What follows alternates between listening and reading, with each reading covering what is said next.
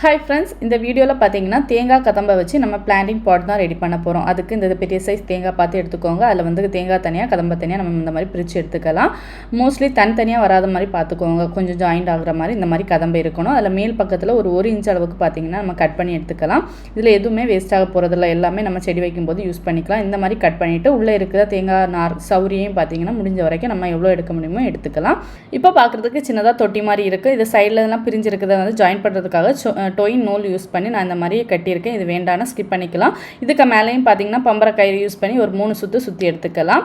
இதை வந்து நம்ம அப்படியே வச்சு ஒரு செடி தொட்டி மாதிரியும் யூஸ் பண்ணிக்கலாம். இல்லைனா ஹேங்கிங் பிளான்ட்டாகவும் நம்ம இதை வந்து 2 கயிறு வந்து சேம் அளவுக்கு போட்டு ஹேங்கிங் பிளான்ட்டாக வந்து நம்ம கெட்டி தொங்க விட்டுக்கலாம். இந்த தேங்காய் கதம்பையில் வந்து செடி வைக்கிறதுனால என்ன யூஸ்ன்னு பார்த்தீங்கன்னா தண்ணி வந்து நல்லா அப்சர்வ் பண்ணி வச்சுக்கும். அடிக்கடி தண்ணி விடுற மாதிரி இருக்காது. ஹேங்கிங் பிளான்ஸ்லாம் இதில் வச்சு தொங்க விடும்போது பார்க்குறதுக்கு ரொம்ப டிஃப்ரெண்ட்டாகவும் அழகாகவும் இருக்கும். இதே மாதிரி நீங்களும் ட்ரை பண்ணி பாருங்கள். லிங்க் கொடுக்குறேன், செக் அவுட் பண்ணி பாருங்கள்.